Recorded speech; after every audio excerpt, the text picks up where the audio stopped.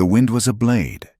It came down from the high peaks of the Laramie Range with a whine that sounded almost human, a high, thin scream that promised a bad night. Caleb Rourke felt it in his bones. He stood on the narrow porch of his cabin, collar pulled high, watching the last of the bruised twilight bleed away. The sky was iron gray, heavy and low. It was December, 1883. In this part of Wyoming territory, winter did not arrive gently. It invaded, conquering the land inch by inch, and it had already won. He was a solitary man by choice, not by nature, though the distinction had blurred over the last 5 years. The world had taught him that isolation was cleaner than attachment. Attachments got you killed, or worse, got other people killed.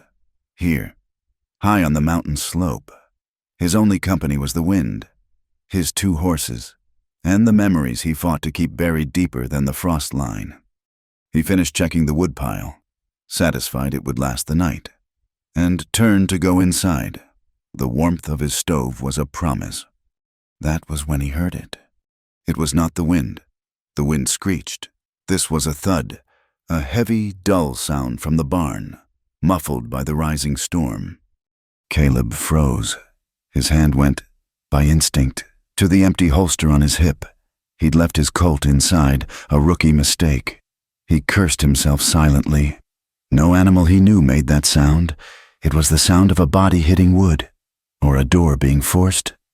He slipped back inside the cabin, the heavy door sucking shut with a solid clack. The single room was warm, smelling of coffee and wood smoke. He ignored the pot, moving straight to the pegs by the door. He lifted his rifle, a heavy Winchester, and checked the load. He grabbed his sheepskin coat and his lantern, though he hated to use the light. He stepped back out into the cold. The wind tore at him, trying to steal the breath from his lungs. Snow had begun to fall, not in flakes, but in hard, stinging pellets that struck his face. He moved low and fast, keeping to the shadow of the woodpile, then making the 30-yard dash to the barn. The horses were already nervous. He could hear them stamping and blowing inside. They smelled the storm, or they had smelled the intruder. He pressed his back to the rough wood of the barn wall. He listened. The wind howled, but beneath it, he heard a sound, a desperate sliding scrape. He lifted the heavy bar, eased the door open just enough to slip inside, and then shut it fast, plunging the barn into near total darkness. The smell hit him first. Hay, manure, the warm, dusty scent of horse, and something else. Fear, a sharp, metallic tang. "Samson," he called softly. A horse nickered nervously from the first stall. Caleb lit the lantern.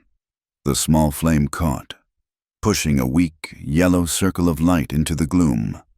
He saw the horses first, their eyes wide and white, ears pinned back. "Easy, boy," Caleb murmured, lifting the lantern higher. He saw nothing, just the hay bales stacked high, the empty stall at the end, the tack hanging on the wall. He took a step, the rifle ready, scanning the shadows. Then he saw the blankets. A pile of old horse blankets he kept for emergencies lay heaped in the corner, behind the water trough. They were moving. It was not a rat. It was too large. It was a tremor, a violent, rhythmic shaking. He leveled the rifle. "Come out, slow." The shaking only worsened. He stalked closer, using the rifle barrel to nudge the top blanket. It was wet, half frozen. He pulled it away. He stopped breathing. It was a woman, or what was left of one. She was curled into a tight ball, her face hidden, her body convulsing with shivers that seemed to rack her very soul. Her dress was in tatters, a thin calico that offered no protection. He could see the pale, bruised skin of her shoulder through a long rip. But it was her feet that held his gaze. They were bare, caked in mud and half-frozen snow. They were cracked and bleeding, a sickening shade of blue-white. He lowered the rifle. "Ma'am?" She did not look up. She only burrowed deeper, a wounded animal trying to hide. "Ma'am, you can't stay here. You'll be dead by morning." He reached down, his glove heavy, and touched her shoulder. She flinched so hard she struck the wall, letting out a small, strangled cry. She scrambled backward, crab-walking into the corner, her eyes finally lifting to his. They were wild, wide with a terror so profound it looked like madness. Her face was a ruin. One eye was swollen half shut, a dark purple bloom spreading down her cheek. Her lip was split, dried blood crusting at the corner of her mouth. "I'm not gonna hurt you," he said, his voice rougher than he intended. He held up his free hand. "I live here. This is my barn." She stared at him, her chest hitching, but she made no sound. She was silent, frozen. "You've got to come inside, to the cabin." He reached for her again, slower this time. "You need warmth. You're freezing to death." He expected her to fight, to scream. She did neither. When his hand closed around her thin arm, she just collapsed, her small store of strength gone. She weighed nothing. He slid his rifle onto its strap, slung it over his back, and gathered her up. It was like lifting a bundle of cold sticks. Her head fell back, and she gave a low moan. He carried her out of the barn, kicking the door shut against the wind. The snow was thicker now, a blinding curtain of white. She burrowed her face against his chest. Not for comfort, he figured, but just to escape the sting of the ice. He got her inside the cabin and barred the door. The sound of the lock sliding home made her jump. He set her down on the bearskin rug in front of the stone hearth. The fire was banked low, but the heat radiated outward. She immediately crawled toward it, huddling as close as she could get, her whole body still shaking. Caleb watched her for a long moment. This was trouble. This was the kind of trouble that followed a man, the kind that brought other men with guns. He had built his life on avoiding this very thing. But he was not an animal. He went to the stove, poured hot water from the kettle into a tin cup, and added a spoonful of coffee grounds. It was weak, but it was hot.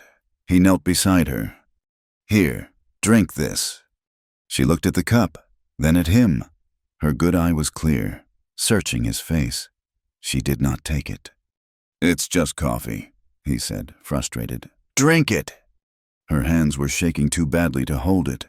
He sighed, a heavy, impatient sound. He held the cup to her split lips himself. She drank, swallowing painfully, flinching as the hot liquid hit her injuries. When it was down, a little color returned to her face. He stood up. "I'm Caleb Rourke." She said nothing. She just stared at the fire, her arms wrapped around her shins. "What's your name?" A long silence. He thought she would not answer. Then, so low he almost missed it, a whisper. "Mariah." "Mariah." He tried the name. It felt foreign in his quiet cabin. "Who did this to you?" She pressed her lips together, a white line of pain. She shook her head, a short, violent gesture. "Where'd you come from?" Another shake. He rubbed the back of his neck. "All right, I'm not the law, but you can't stay here." Her head snapped up. The terror was back, stark and suffocating. "No, please, you can't." "I'm not throwing you out into that." He motioned to the door, where the wind was now a physical blow against the wood. "But when it clears, you've got to move on. I've got broth heating. You can have the cot by the fire. I'll take the floor. You'll be safe for the night." He thought that would comfort her. He was wrong. She struggled to her feet, stumbling on her frozen limbs. She grabbed the front of his coat, her small, icy hands fastening on the wool. "No, not just safe. That's not enough." Caleb looked down at her. He was a tall man, and she barely reached his chest. "What are you talking about?" Her voice was raw, breaking with desperation. "Help me, please. Claim me tonight." Caleb stared at her. He had heard the words in the barn, but thought the cold had addled him. "Claim you? What does that mean?" "If they come," she whispered, her eyes fixed on the door. "They'll be looking. They won't stop. Not in the storm. They'll look in every barn, every cabin." Who's coming?" "It doesn't matter. When they come, you have to tell them I'm yours. Tell them I'm your wife." Caleb recoiled, pulling her hands off his coat. "That's crazy. I'm not doing that. That's a lie that gets a man shot." "They'll kill me," she said, her voice flat, devoid of emotion. It was a simple statement of fact, and it chilled him more than the storm. "Or they'll take me back, and I'd rather die." "You can hide. In the cellar." "They'll look." She was weeping now, silent tears that ran down her bruised cheeks. "Please, just for tonight, just pretend. It's the only way they'll leave me be. If they think I belong to someone, if they think I'm claimed." He saw the awful, simple logic of the frontier. A lone woman was prey. A wife was property, and property was respected, even by brutes. "I won't do it," he said, turning away. "You can have the cot. That's all I can offer." He went to the stove, his back to her, and ladled broth into a bowl. He could feel her watching him. The cabin was silent save for the howl of the wind and the crackle of the fire. The storm was worse.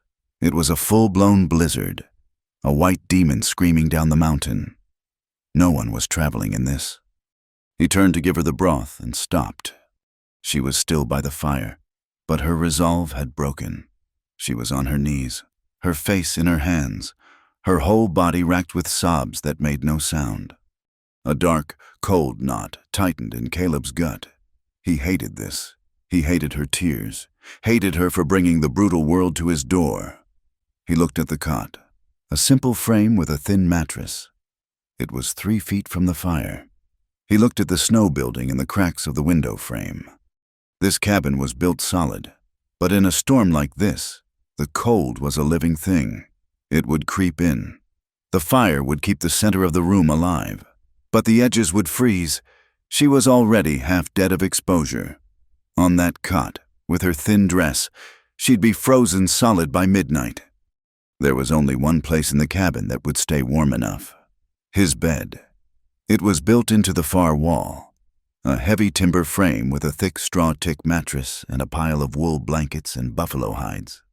He knew what he had to do, and he hated it. "Stop that," he said gruffly. She flinched, her head rising. "You can't sleep on that cot. You'll freeze." He jerked his head toward the bed. "We'll share, for warmth." Her eyes widened, the fear shifting, becoming something else. Suspicion. "No," he said, reading her mind. "Nothing else. It's that, or you die of cold. I don't much care which. But I won't have a corpse in my cabin come morning." His words were cruel, but they were a necessary defense.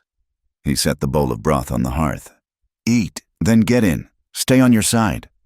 He turned his back, giving her what privacy he could in the single room. He added more wood to the fire, making it roar. He heard her sip the broth, the small sounds of her swallowing. He heard her set the bowl down. A long silence. "I have nothing else," she whispered to his back. "To wear?" He didn't look. He went to his trunk, pulled out a long-sleeved wool shirt. It would be a dress on her. He tossed it onto the cot without turning. "That'll have to do." He heard her move, the rustle of cloth, a sharp intake of breath as she likely moved her bruised body. He kept his eyes on the fire. "I'm in," she said, her voice small. He banked the fire for the night, leaving just enough to keep the coals alive. The room plunged into dimness, the only light coming from the glowing embers and the white snow outside, which seemed to glow with a light of its own. He took off his boots and his gun belt. He kept his trousers and his own wool shirt on. He walked to the bed. She was huddled on the far edge, against the wall, as far from him as she could get. She had the blankets pulled up to her chin. In the dim light, she looked like a child.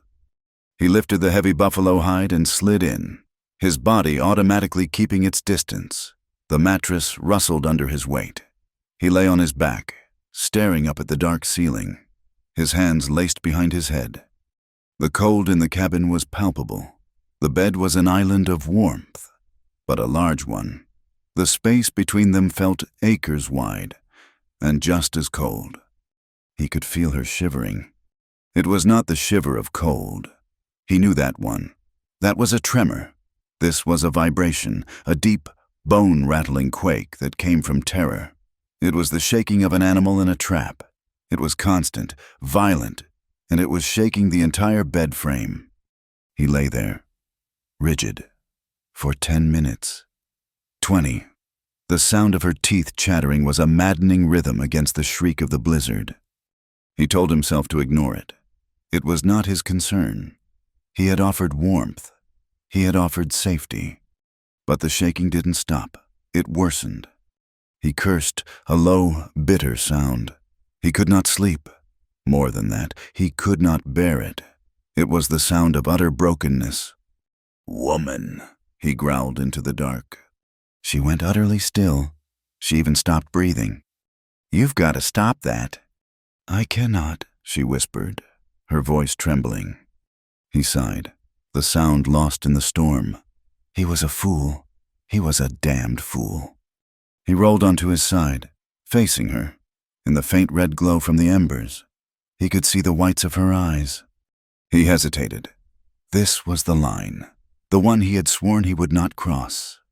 His buried humanity, the part he thought long dead, won. He reached across the cold space and pulled her. She gave a terrified gasp, her body going rigid. She clearly expected a blow, or worse. He did not stop. He dragged her across the mattress, pulling her against his chest, tucking her back to his front. He threw one heavy arm over her waist, pinning her there, and yanked the heavy hides up over them both. "It's just for heat," he muttered, his voice rough against her hair. "Now stop shaking." She was stiff as a board in his arms. He could feel her heart hammering against his arm. He held her, unmoving, forcing his own heat into her icy body. He smelled the cold on her skin, and under it, the faint, sour scent of fear. He held her like that for a full minute, then another. Slowly, like a frozen branch thawing, the rigidity began to leave her. It was replaced by a tremor. A single, shuddering sob escaped her. She tried to swallow it, but it was too strong. She turned in his arms. It happened so fast he could not stop it.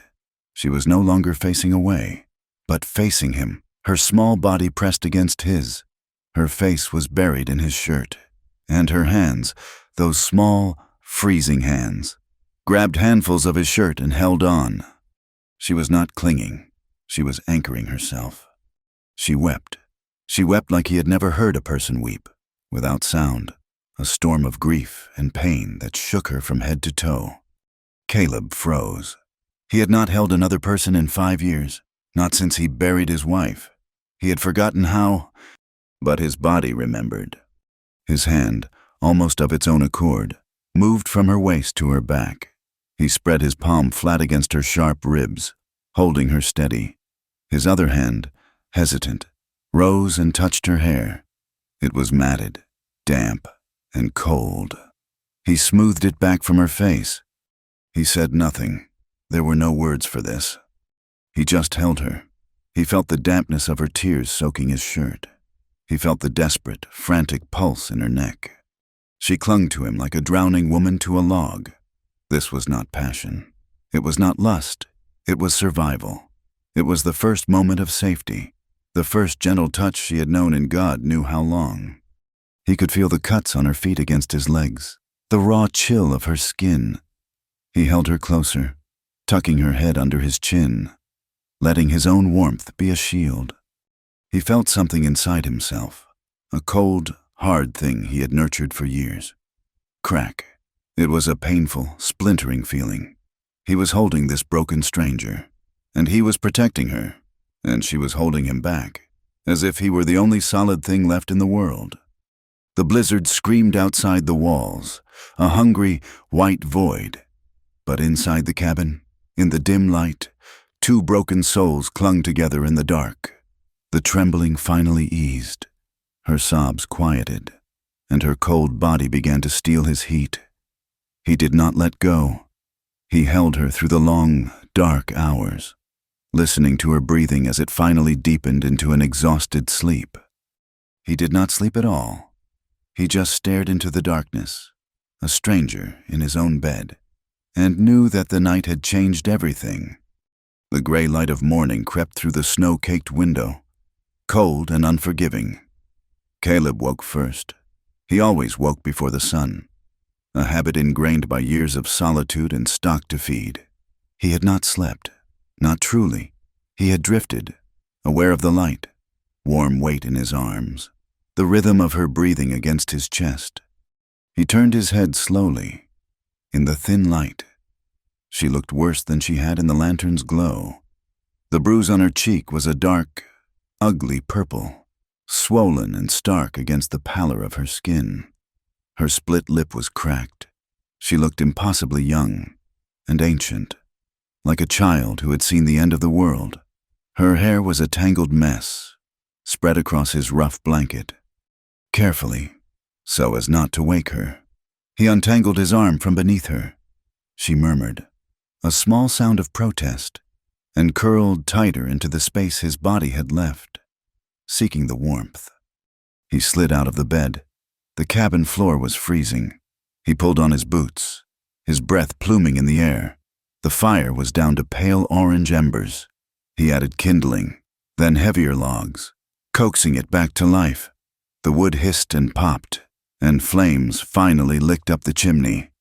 Only then did he look out the window, wiping the condensation from the glass.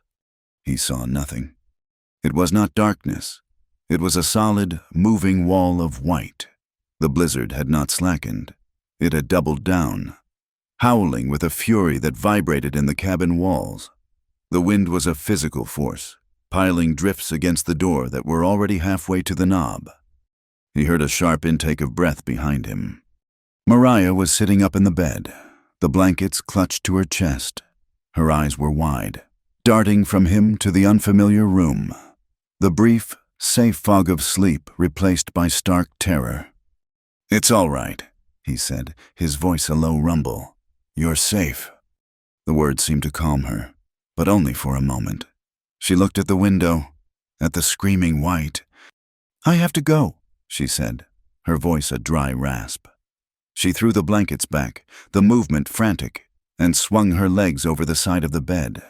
She was wearing his shirt, the hem of it pooling around her thighs. She stood up, swayed, and grabbed the bedpost to steady herself. Her bare feet, raw and blistered, looked agonizing on the cold floor. "I have to go now." Caleb did not move from the window. He just watched her. "Go where?" "It doesn't matter. I can't stay. They'll come." "No one is coming in this," he said, his voice flat. He jerked his chin toward the window. "No one is leaving either. You take 2 steps out that door. The wind will take you. You'll be buried in 5 minutes. You'll be dead in 10. She stared at the door, her whole body vibrating. He saw the truth of his words warring with the terror that drove her. "I can't," she whispered, shaking her head. "I can't stay." "You've got no choice," he said. He turned from the window and went to the stove. He lifted the heavy iron coffee pot. "Sit down before you fall down. Your feet are in no shape to hold you." She looked at her feet, as if noticing them for the first time. She sank back onto the edge of the bed, her face pale, her resolve crumbling in the face of the storm. She was a prisoner, not of him, but of the mountain. He made breakfast in silence, the cabin filled with the sharp smell of coffee boiling and the sizzle of salt bacon in a cast-iron skillet. He moved with an efficient, practiced economy. He sliced bread from a loaf, set out 2 tin plates. Mariah did not move. She just sat on the bed, watching him, her hands clenched in her lap. She looked like a spooked colt, ready to bolt at the first wrong move. He put a plate on the small table. "Eat." She hesitated, then limped to the table. She sat, her back rigid. She looked at the food, 3 strips of bacon and a thick slice of bread, like she had not seen such a thing in ages. She ate quickly, her eyes down, as if afraid he would snatch it back. She was starving. He drank his coffee standing by the stove, watching her. The silence in the cabin was heavier than the snow outside. He was a man accustomed to quiet, but this was a different kind. A loud silence, filled with her fear and his intrusion. She finished, her plate clean. She looked up, her good eye meeting his. "Thank you." He just nodded. She wore his shirt like a shroud. As she reached for the cup of coffee he'd poured for her, the wool sleeve, ridiculously long, fell back. He saw her wrists. They were raw, circled with dark, rope-like bruises and broken skin. It was not the mark of a single, violent grab. It was the mark of bonds, of being tied. He put his own cup down. "Who tied you?" She flinched, pulling the sleeve down so fast she nearly spilled the coffee. "No one." "That's a lie. Those are rope burns." She tucked her hands into her lap, hiding them. "It doesn't matter." "It seems to matter a whole lot," he said, his voice hard. He didn't want to be in this. He didn't want to know. But the sight of those marks pulled at something dark in his own past. She turned away from him, her thin shoulders hunching. She moved to the hearth to take her empty plate to the wash basin. The firelight caught her, and the wool of his shirt, damp from the night, pulled taut against her back. He saw them. Even through the thick wool, he saw them. They were old, but they were deep.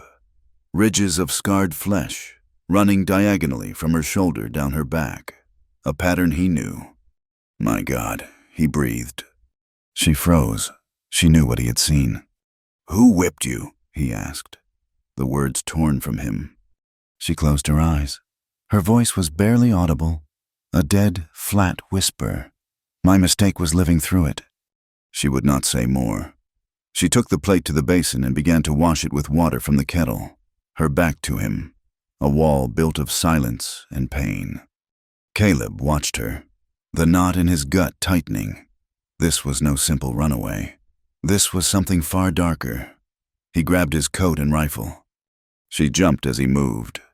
"Where are you going?" "To the barn. Horses need feeding.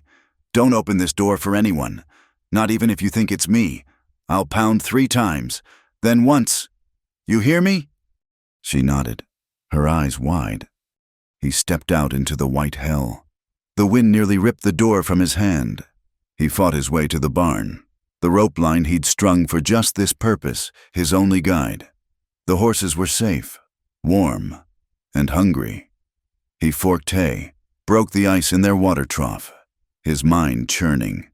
He stayed longer than he needed to. The simple, honest work, a balm, but he could not escape the image of those scars. When he returned, pounding the rhythm on the door, she unbarred it quickly. He was covered in snow, his beard frozen solid. He stamped the ice off his boots, shaking his head. "It's worse. We're not getting out of here for days." Her face fell. Days. The word hung in the air. The first day passed in silence. She sat by the fire. He cleaned his rifle, mended a piece of tack, reinforced a window frame. They moved around each other like wary animals, trapped in the same small cage. The second day was the same. The snow fell, the wind howled. The confinement was suffocating. By the third morning, the silence was fraying his nerves. He could not sit and watch her stare into the fire any longer. "You'll go mad sitting there," he said. He was pulling on his boots. "Come with me." "Where?" "To the barn. It's warm enough. And you look like you need to do something besides worry." She seemed hesitant, but she nodded. He found an old pair of his wife's boots, ones he'd kept in a trunk. They were too big, but stuffed with rags. They would protect her feet. He gave her a heavy oilcloth slicker, bundled up. She looked lost in the layers.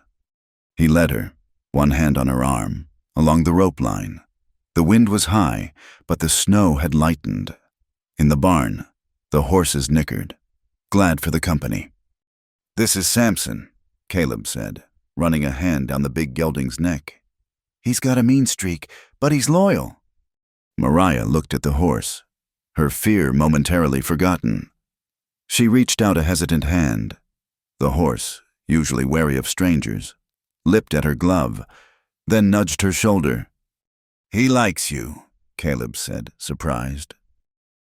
I like horses," she whispered. He spent an hour showing her how to measure the oats, how to check a hoof for ice, how to brush them down, the long, firm strokes that warmed the animal and soothed the man. He gave her the brush, showed her how to hold it. She began to work on the mare, her movements timid at first, then more confident. A small patch of color rose in her pale cheeks. Her hands, he noted, were gentle. The horses stood quiet for her. It was the first time he had seen her face free of terror. When they returned to the cabin, the atmosphere had shifted. The silence was still there, but it was less jagged. That afternoon, while he split kindling on the porch, he saw her through the window. She had picked up his mending basket. She was holding one of his shirts, the sleeve torn at the elbow. She threaded a needle, her movements deft, and began to sew. He watched her for a long time. Her stitches were small, neat, and precise. It was the work of a woman who had been taught, not the clumsy mending of a saloon girl. Another piece of her that did not fit. When he came back in, she held it up. "It's all I have to pay for my keep." "I didn't ask for payment," he said, dumping the wood in the box.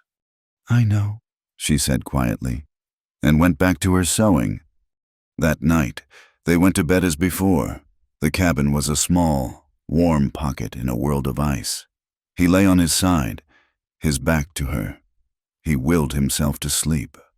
It was near midnight when the scream ripped him from his doze. It was not a scream, but a strangled, gurgling cry.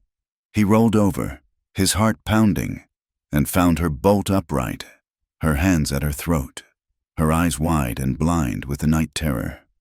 She was fighting the blankets, kicking, twisting. "Mariah!" He grabbed her shoulders, giving her a hard shake. "Wake up, you're dreaming." She struck him, a wild backhand that caught him on the cheek. He barely felt it. "You're here," he said, his voice loud, firm. "You're in my cabin. You are safe." She gasped, her body going rigid. She focused on his face, the madness receding, replaced by a drenching wave of horror and shame.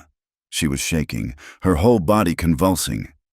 "It's all right," he said, his voice softening. "It was just a dream." She collapsed against him, her fight gone. She buried her face in his chest, her hands grabbing his shirt. "It wasn't," she sobbed, her voice muffled. "It wasn't a dream." He held her. He did not know what else to do. He just held her, his arms wrapped around her, his hands smoothing her tangled hair. He was a rock, a solid thing for her to hold on to in the dark. "They took everything," she whispered, the words raw, torn from a place so deep he could feel the pain of them. "They took my voice. They took my name. They took everything." He held her tighter. He understood. He did not know the details, but he understood the shape of her loss. It was absolute. He held her until the shaking stopped, until her breathing evened out. He was easing her back down onto the pillow when she lifted her head. Her eyes met his in the dim light from the fire's embers. He saw his own reflection in their tear-filled depths. He saw her pain, her shame, and under it, a flicker of gratitude that was almost as painful to see. He was not thinking. He was only feeling the cold, the shared warmth, the desolation of her words. He leaned down and kissed her. It was not the desperate clutch of the first night. It was slow, tender. It was meant to comfort. He tasted the salt of her tears on her lips. For a moment, she was still, a bird frozen in his hands. Then, she kissed him back. It was a small, hesitant press of her lips, a flicker of life, a question. It sent a jolt through him, a fire that had nothing to do with the hearth. It was the heat of a body, the touch of a woman. It was a feeling he had buried 5 years ago. He pulled back, his breath catching. He was breathing hard. He saw her face, softened by the kiss, and a wave of guilt washed over him. She was battered, terrified, and he was taking advantage. "I shouldn't have," he said, his voice rough. He started to pull away. Her hand, small and scarred, came up and touched his face. Her fingers were light, tracing the line of his jaw. "You don't need to protect me, Caleb."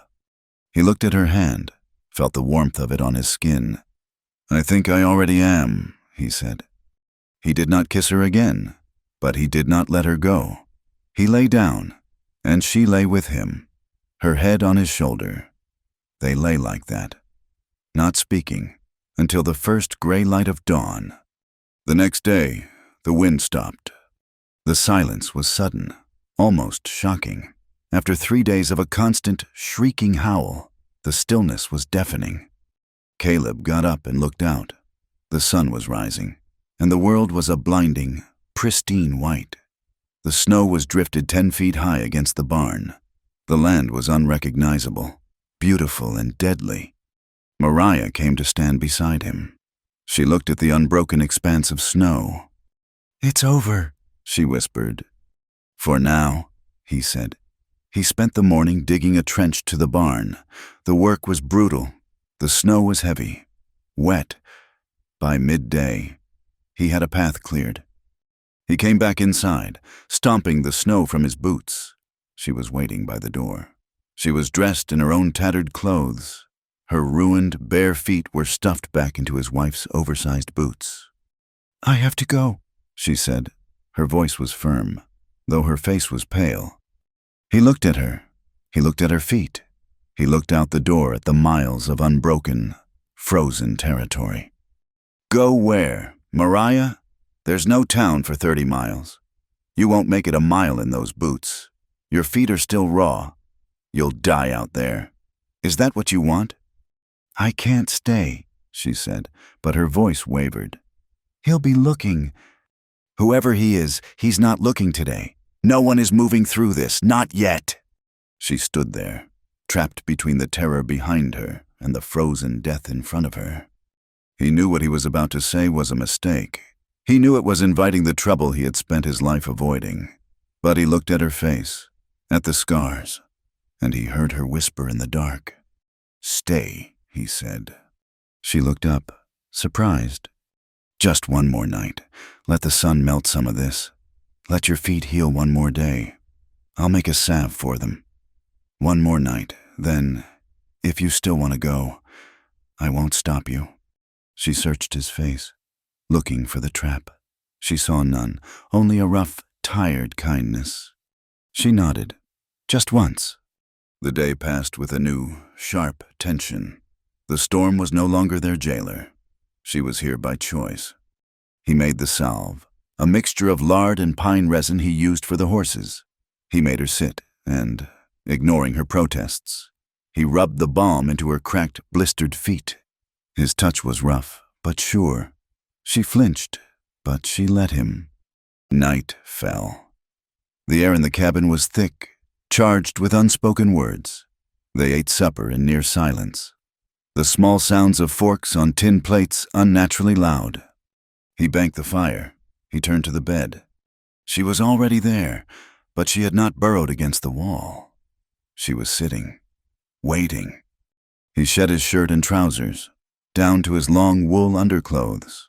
He slid into the bed. He lay on his back, staring at the ceiling. He felt the mattress shift. She lay down beside him, not touching, but close. The space between them was electric. He turned his head. She was already looking at him. In the dim glow of the embers, her eyes were dark pools. He lifted a hand, his calloused fingers brushing the hair back from her face. He traced the edge of the bruise on her cheek, the skin healing, turning a sickly yellow. "You're safe here," he whispered. "I know," she whispered back. He leaned in and kissed her. There was no tenderness in it. Not this time. It was a raw, Sudden collision. It was the release of 4 days of confinement, of fear and tension and a loneliness so deep neither of them had a name for it. It was a spark hitting dry tinder. She did not just accept his kiss, she answered it. Her hands came up, grabbing his shoulders, then tangling in his hair, pulling him down. Her response was fierce, desperate. This was not the broken woman from the barn. This was a woman fighting her way back to life. And he was the first solid thing she had to hold. He kissed her neck, her shoulder, his mouth finding the skin beneath the collar of the worn shirt. She arched against him, a small sound escaping her, half sob, half plea. His hands moved, learning the shape of her. He felt her ribs, the sharp angle of her hip. He felt her tremble. He paused, lifting his head. "I'm not scaring you?" She looked at him, her eyes clear, bright in the darkness. "No," she said, her voice shaking, but not with fear. "It's been so long since I wasn't scared." She pulled his face back to hers. The passion was hungry, a starving thing. It was the blunt force of 2 people who had nothing left to lose. He moved over her, his weight settling between her legs. And in the dark warmth of the cabin, surrounded by the cold, dead world, they claimed each other, not as master and property, but as survivors. The thaw came 4 days later, slow and reluctant. The sun, a pale disk in a white sky, finally found enough strength to loosen the snow's grip. The world began to drip. Icicles as long as a man's arm hung from the cabin eaves, weeping onto the packed snow below. The world was still silent, but it was the silence of a held breath, not a scream. Inside the cabin, the isolation had grown comfortable, a fragile truce with the world. But the thaw brought reality. "Flowers low," Caleb said, his voice flat as he shut the bin. "Coffee, too, and salt." Mariah, who had been cleaning the skillet by the fire, went still. He was not just making an observation. He was making a decision. The end of the storm meant the end of their sanctuary. "You're going to town," she said. It was not a question. "We are," he said, not looking at her. Her breath hitched. "No, I can't. Caleb, please. I can stay here. I can bar the door. I'll be safe." He turned then, his face hard, but not with anger at her. He looked at the flimsy bar on the door. "That won't stop anyone who really wants in. It's a board. You can't shoot. You've got no food. And I'll be gone 2 days, maybe 3. If the creeks flooded the pass, you're not staying." "But they'll see me," she whispered, the terror creeping back, stealing the small, warm life she had found in this room. Maybe, maybe not. He went to the heavy trunk at the foot of his bed, the one he never opened. He lifted the lid. The scent of dried lavender and old wool filled the air. He was silent for a long moment, his broad back to her. He pulled out a dress of heavy, dark blue wool, simple and stark. He laid it on the bed, then a thick wool cloak with a deep hood. "These were my wife's," he said, his voice rough. "They'll be warmer than that rag you were wearing, and the hood will keep your face covered." Mariah looked at the clothes. They were the garments of a ghost, of a life he had buried. "Caleb, I can't." "You will," he said, shutting the lid. "We leave in an hour. We pretend, just like you asked. You're Mrs. Rourke. You've been sick. You don't talk. You just hold on to my arm and look at the ground. Folks'll stare, but they won't pry. Not if you belong to me." He said it like a strategy, a hard piece of field tactics. But the word belong hung in the air, tasting of the lie they had built and the truth they were living. She dressed, her hands shaking. The clothes were too large, but they were clean and impossibly warm. The wool was soft. She felt shrouded, protected by the memory of another woman. When she pulled the hood up, her face disappeared into shadow. She was ready. The ride was brutal. The trail down the mountain was a river of mud and melting snow. The horses slipped, their breath clouding in the cold air. Caleb rode in front, his rifle across his saddle. Mariah followed, her hands aching from gripping the reins. She had not been on a horse in months. He said nothing the whole way. He just watched the ridge lines, his eyes missing nothing. They reached the town, Elkhorn. In the late afternoon, it was not much. One wide, muddy street, lined with false-fronted buildings. A general store, a saloon, a livery, and a sheriff's office. A few wagons were mired near the hitching posts. Men in muddy boots and heavy coats stopped to watch them ride in. Caleb Rourke did not come to town, not unless the snow was deep or the supplies were gone. He was a mountain man, a recluse. The fact that he was here was an event. The fact that he had a woman with him was a miracle. He swung down from his horse in front of the General Mercantile. He moved to her horse and looked up. "Stay close." He lifted his hands. She put hers on his shoulders and let him lift her down. The moment her feet touched the boardwalk, she felt a dozen eyes on her. She pulled the hood lower, her face burning, and took his arm as he had instructed. He put his hand over hers, his grip solid and warm, a silent anchor. They walked inside. The store was warm, smelling of kerosene, cured tobacco, and pickle brine. Mr. Hames, the proprietor, was weighing beans for another customer. He looked up, his eyes widening. "Caleb, didn't expect to see you down from the mountain till spring." "Ran low. Silas," Caleb said. He handed him a list. "Need these." Hames looked at the list, then at Mariah, who was inspecting a bolt of calico as if her life depended on it. Her hood was still up. "And the missus," Hames said, his voice oily with curiosity. "Pleasure to meet you, ma'am. We'd heard you'd... Well, we hadn't heard." Caleb's grip tightened on her arm. "My wife, Mariah, she's been unwell." "Ah, the mountain air'll fix that." The door opened, the bell tinkling, and two women entered. They stopped just inside, shaking snow from their skirts. One of them, a stout woman with eyes like black beads, looked past Caleb. She saw Mariah's profile, the line of her jaw in the shadow of the hood. Mariah felt the stare.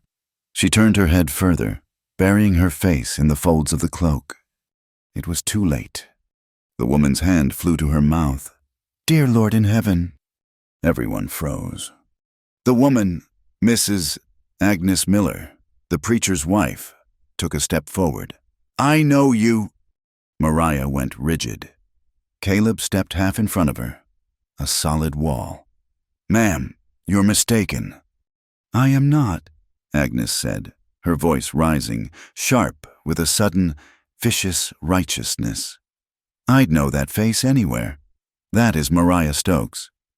The name dropped into the warm store like a block of ice. Mr. Hames stopped weighing the beans. The other woman gasped. "Sarah Stokes's girl." "Mrs." Miller announced, her voice carrying to the street. "The one who laid with the judge's boy and thought she'd get a ring for it." Mariah was trembling, a violent, full-body tremor. She tried to pull away, to run, but Caleb's hand held her firm. "Shameful," the other woman whispered. "To show her face here." "Judge Harrow's son. A good boy. She ruined him. She tried to trap him, and her with saloon blood." Caleb turned, his face granite. He looked at Mrs. Miller. His voice was low, and it cut through her whispers like an axe. "You will be silent, or I will make you silent." "Mrs. Miller recoiled, her hand at her throat. Men did not speak to her that way. Caleb threw a canvas sack on the counter. "Silas, the flour, now!" Mr. Hames, pale and sweating, hurried to fill the order. He loaded the sacks. Caleb paid in coin, his movements clipped and angry. He grabbed the sacks, threw one over his shoulder, and grabbed Mariah's arm. He marched her out of the store. The street had gone quiet. Men who had been pretending not to watch were now staring openly. "Caleb!" A man stepped off the boardwalk from the sheriff's office. He was older, his face weathered, a tin star pinned to his heavy coat. "Sheriff Brody?" "Now let me by." "Brody," Caleb said. "I need a word. Rourke, in my office. The lady can wait." "The lady is my wife," Caleb said, the lie sounding thin and useless now. "And she stays with me. Say what you have to say." Sheriff Brody sighed. He was a practical man. He looked at Mariah, who was staring at the mud, her hood a dark cave. "Caleb, I've known you for 10 years. You're a hard man, but you're a fair one. I'm giving you advice. This road you're on, turn off it. Now." "What road is that?" "The one that puts you crosswise with Judge Thomas Harrow." Brody's voice was low, for their ears only. "I don't know what she told you, and I don't care, but I got a telegraph from Cheyenne 2 days ago. From the judge himself. He's missing. Property. A ward of the court who escaped the state sanitarium. He's offering a reward. $100. Mariah made a small, strangled sound. Brody looked at her. "She matches the description. Caleb, right down to the scar on her lip." Caleb's body was strung tight as a wire. "She's my wife." "And I'm the King of England," Brody shot back, his patience snapping. "Stop saying it. It won't protect you. Not from Harrow. He runs this territory. He'll send men, not lawmen. Caleb, men who don't wear stars. Men who will burn you out just to get to her. She's not worth it. Cut her loose." Caleb stared at the sheriff, his eyes cold as the snowpack. "Is that all?" "That's all. It's a warning. Rourke, from one man who's tried to stay clean to another, get out of it." Caleb said nothing. He loaded the supplies onto his pack horse, his movements economical and violent. He helped Mariah mount, his hands lifting her as if she weighed nothing. He swung up onto Samson, gathered the reins, and kicked the horse into a walk. He did not look back at the sheriff, or at the dozen faces watching him from the street. He rode out of Elkhorn, the woman he claimed as his wife trailing behind him, the silence of the town at their backs. The ride back was worse. The cold had returned, and the mud was beginning to freeze into treacherous ruts. Mariah cried, the quiet, hopeless sobs of a condemned woman. Caleb did not speak. He just rode, his shoulders set against the wind, his fury a tangible thing, a heat radiating from him. They reached the cabin well after dark. The place had never felt so safe. Caleb unsaddled the horses, his movements rough. He fed them, rubbing them down hard. Mariah went inside, straight to the fire, and huddled there. The borrowed cloak still wrapped around her. She was shaking again, but it was not from the cold. He came in, barred the door, and dumped the supplies on the table. He stood in the center of the room, stripping off his heavy coat. He did not light the lantern. He just stood in the firelight. "He called you a ward of the court, said you escaped a sanitarium." Mariah nodded, her face hidden in her hands. "It's true." "All of it?" "Yes, no, not the way they say it." He crossed to the stove, poured water into the coffee pot, and set it to boil. His movements were steady. He was not a man who flew into rages. His anger was a low, burning coal. "Then tell me," he said, his back to her. "Tell me the way it is. I've been warned off. I've been threatened. I've lied to the law. I think I've earned the truth. Mariah, the whole thing, from the start." She took a deep, shuddering breath. Her voice, when it came, was dead. The voice of someone reciting a history that had happened to someone else. "My mother was Sarah Stokes. She sang at the Golden Nugget in Cheyenne. She died of lung fever when I was 16. Mrs.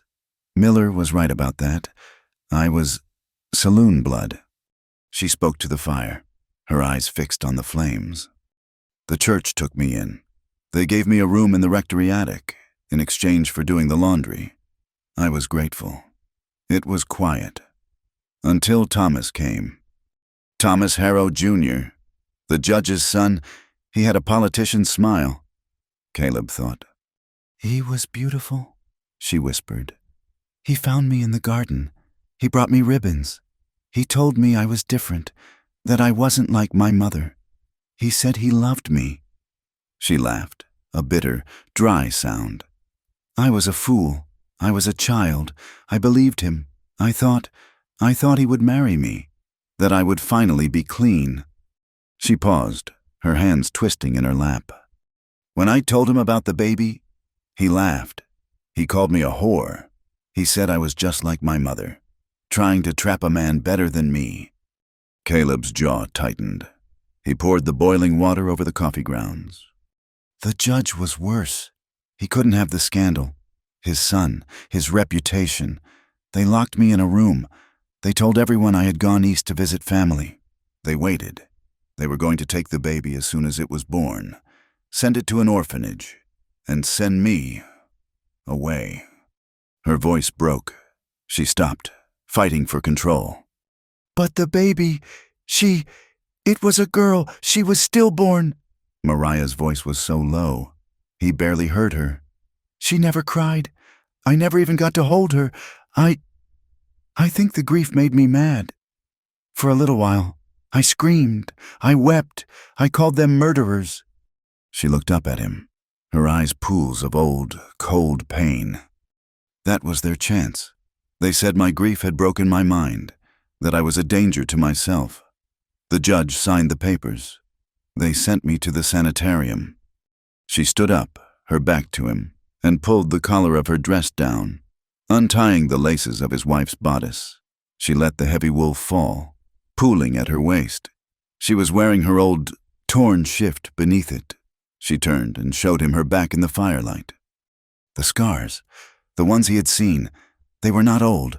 They were red and purple, crisscrossed, a map of methodical cruelty.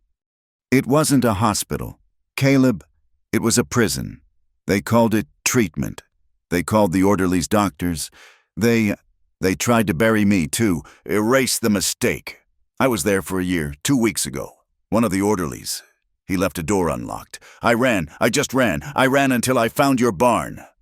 She pulled the dress back up, her hands fumbling with the laces. Caleb stood by the stove. He was completely still. He had seen the worst of men in border skirmishes, seen the aftermath of raids, but this cold, legal, righteous cruelty, it shook him to his core. He walked over to her. He did not touch her. He just looked down at her. The sheriff said they were looking for you. They'll never stop, she whispered, tears rolling down her bruised cheeks. I'm the only one who knows the truth. As long as I'm alive, I'm a threat to the judge. He'll find me. He'll drag me back, or he'll kill me. It doesn't matter which. He believed her, every single word.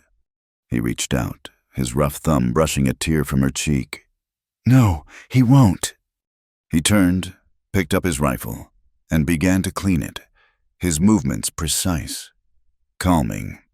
Later that night, the cabin was quiet. The truth sat between them, heavy and solid. She was mending his shirt, her small, neat stitches, a contrast to the violence of her story. He was oiling a hinge, the metallic scrape the only sound. Why? She asked the quiet. Why did you believe me? No one else would. He stopped his work.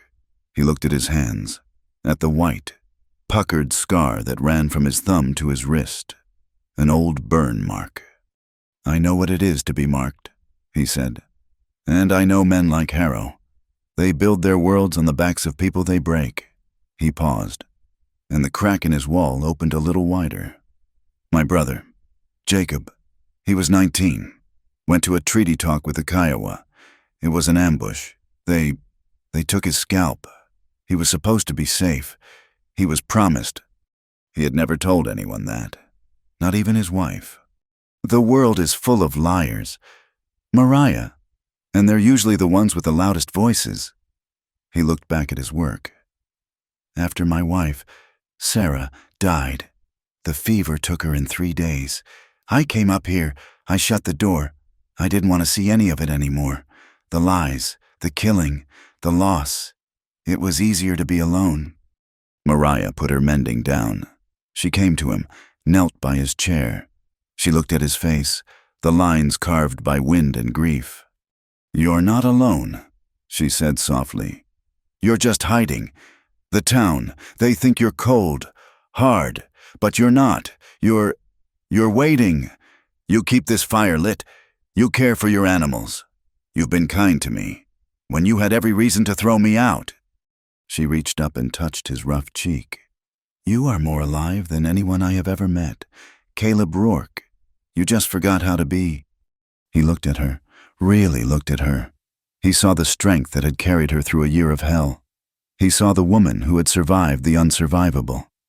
He leaned in, and his mouth found hers. This was not the desperate act of survival in the storm. This was not the fierce, hungry passion of the other night. This was slow. It was a choice. He kissed her like she was made of something precious, something that could break. He kissed her bruises, her split lip, her eyelids. He was mapping her pain, acknowledging it. She responded with a quiet, desperate need. She was not just being kissed, she was being seen, she was being believed. He picked her up, carried her to the bed. He laid her down gently. They undressed each other, their movements slow, deliberate in the firelight. They looked at each other's scars, his from work and war, hers from cruelty, and they did not look away. When he came to her, it was a raw, aching connection. It was a promise made without words. It was two broken, solitary people finding a way to be whole, to feel human, in each other's arms. It was not pretending. It was the only real thing in the world. He held her all night, her back against his chest, his arm heavy and solid over her. He woke first, as always. The sun was just hitting the high peaks. He felt a stillness in his soul he had not felt in years. He looked at Mariah, asleep beside him, her face finally, truly at peace. The bruises were fading. He smiled, a small, unused expression. He slid out of bed, stoked the fire, and put the coffee on. He was standing by the window, watching the sun hit the snow, when he heard it. The crunch of snow, horses, at least 3, coming up the trail. He grabbed his rifle. Mariah sat bolt upright, sleep vanishing. The terror was back. "What is it?" Caleb peered through the glass. 3 riders, dark shapes against the blinding white. They were not neighbors. They were hard men, wearing long dusters despite the cold, rifles held ready across their saddles. They stopped just at the edge of his clearing. He looked at her, his face a cold, flat mask. "It's them, Harrow's men." The sound of the horses in the snow was a death knell. Mariah's hand flew to her mouth, her eyes wide with a resurrected terror, met Caleb's. He did not move, save to set his coffee cup down on the windowsill. His face was cold iron. "Get in the cellar," he said, his voice a low command. "They'll look, Caleb. They'll look everywhere. Get in the cellar. Pull the rug over the trapdoor. Do not move. Do not breathe. No matter what you hear." "No," she whispered, grabbing his arm. "Don't face them. We can run. Out the back." "They're at the back. One of them." He had seen the 3rd rider splitting off, circling the cabin. They were trapped. "It's this, or it's a fight. Get down." He pulled the heavy bearskin rug back, lifted the trapdoor. The smell of cold earth and potatoes rose from the black square. Mariah looked at him, her face a mask of pleading. "I won't leave you." "You will," he said, his voice hard. "I can't protect you if I'm worried about you. Get down, now." He gave her no choice, his hand firm on her shoulder, guiding her onto the ladder. She disappeared into the dark. He lowered the door, kicked the rug back over it, scattering the dirt to make it look natural. He grabbed his rifle, checked the load, and leaned it by the door. He took his Colt from its holster, checked it, and slid it back. He was a man preparing for a known, ugly piece of work. A heavy fist pounded the door. "Rourke, we know you're in there. We see the smoke." Caleb walked to the door, undid the bar, and opened it just 6 inches, his body blocking the gap. The man in front was the leader. He was broad, bearded, his face raw from the wind. His eyes were small and intelligent. He wore a buffalo coat and had a repeating rifle in his saddle scabbard. The other 2, younger and meaner, flanked him. "Morning," Caleb said, his voice flat. "Looking for someone?" "We're looking for a woman," the leader said. His name was Hargrove. He spat tobacco juice onto the fresh snow by Caleb's porch. "A runaway. From the sanitarium in Cheyenne. Name of Mariah Stokes." "Never heard of her," Caleb said, leaning against the doorframe. "No woman here." Hargrove smiled, a thin, ugly stretch of his lips. "That's not what we hear. Sheriff Brody says you rode into Elkhorn yesterday with a woman, claimed her as your wife. A woman with a bruised face and a hood." "My wife's been sick," Caleb said, his gaze unwavering. "She's resting, not in the mood for company." "Is that right?" Hargrove's eyes drifted past Caleb, into the dim warmth of the cabin. He saw the table, set with 2 plates.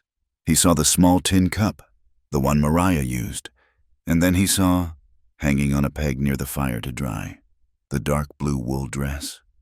Hargrove's smile widened. He pointed. "That your color, Rourke? Didn't take you for a man who wore dresses." Caleb's body went rigid. The lie was dead. "She ain't your wife," Hargrove said, his voice turning hard. "She's property. Belongs to Judge Harrow. We've got a writ. We're here to collect her." "You've got no writ," Caleb said. "You're bounty men, and you're on my land." "The judge's money makes this his land," Hargrove said. He stepped forward, shoving his boot into the opening. "Now, give us the girl, and we'll just be on our way. You can go back to whatever it is you do up here. Refuse, and you're interfering. That's a hanging offense." "Get off my porch." "We're past that." Hargrove shoved the door. Caleb shoved back. It was a test of strength, a silent, straining moment. The 2 younger men stepped up. "Don't be a fool, old man," one of them snarled. Hargrove gave a signal. They moved. It was fast and brutal. Hargrove grabbed Caleb's shirt front, yanking him out onto the porch. Caleb drove an elbow into the man's ribs, a solid, sickening thud. The man grunted, but held on. The other 2 were on him. Caleb was strong, hardened by years of mountain work, but he was one man. One of the younger men grabbed his arms from behind, pinning him. The other one, a skinny whelp with dead eyes, drew his pistol. Hargrove, breathing hard, stepped back. "You're making this hard." The skinny one shoved the pistol barrel under Caleb's chin, forcing his head back. "We can take her warm or cold. The judge didn't specify. Same goes for you." Caleb stared at him, his eyes glacial. He did not beg, he did not speak. "Check the cabin," Hargrove ordered the man pinning Caleb. The man let go, shoving Caleb hard against the wall. The skinny one kept the pistol aimed at Caleb's heart. "Don't you even twitch." From the cellar, Mariah heard it all. The scuffle, the grunts, the awful, final threat.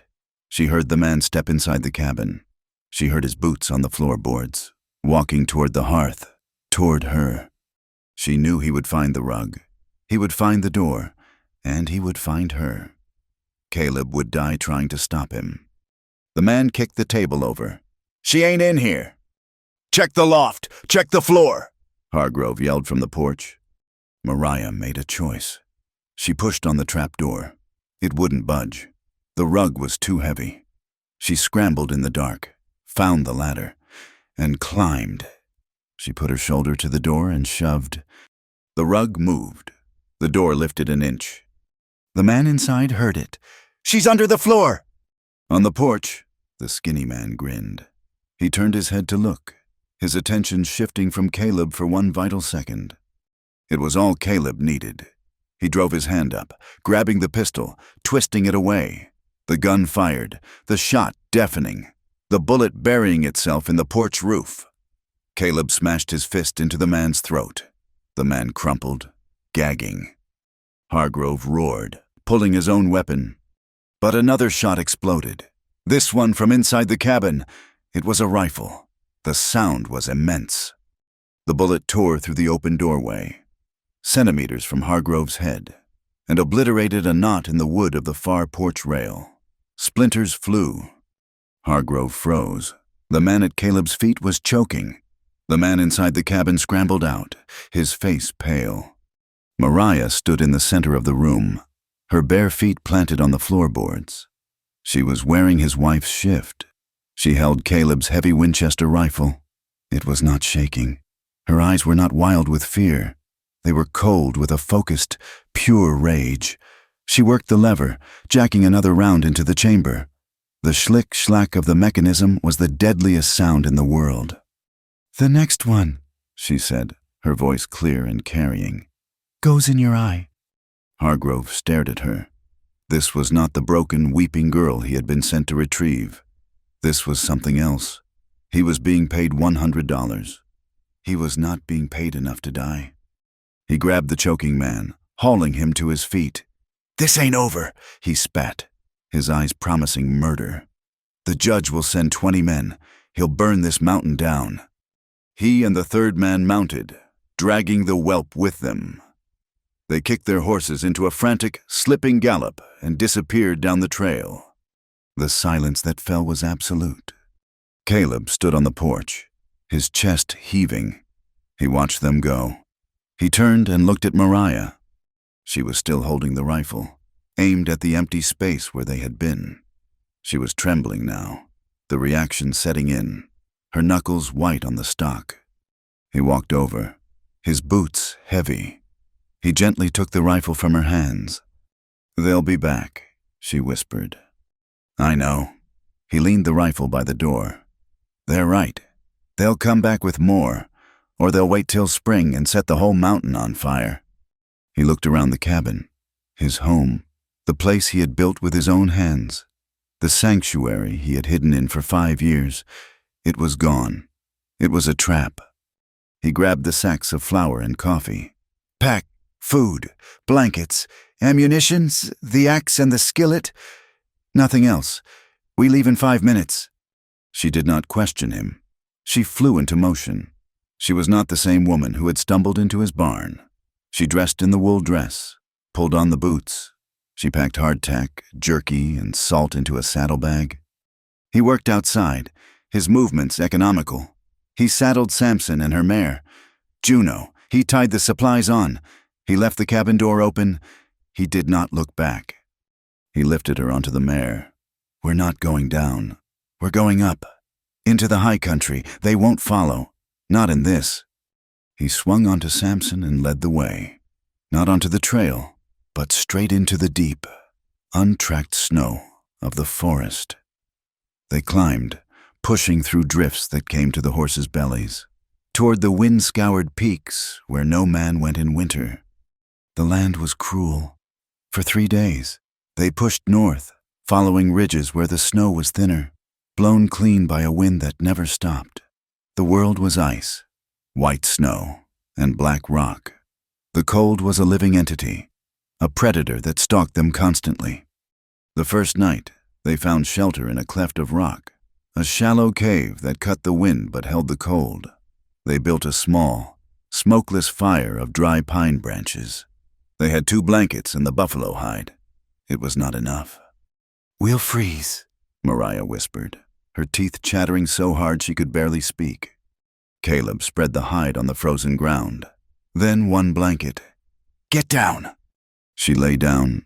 He spread the other blanket over her, then lay on top of it, pulling her tight against his back, his body a shield.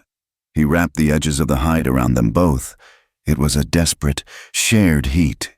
He did not sleep. He lay awake, his rifle in his hand, listening to the wind and the distant, hungry howling of a wolf pack. They survived on jerky and melted snow. They were always cold, always hungry.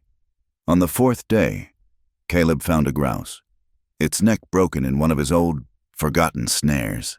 He cooked it over the fire, and they shared the meat, tearing it from the bone with their fingers. It tasted like salvation. He saw her strength. She never complained. She rode until she was slumped in the saddle, but she did not ask to stop. She was tougher than he knew. But the wilderness demanded a price. On the fifth day, they had to cross a creek. It was not frozen solid.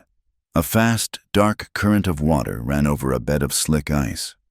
Her mare, Juno, slipped. Mariah cried out, falling sideways into the water. It was not deep, only to her waist, but it was a death sentence.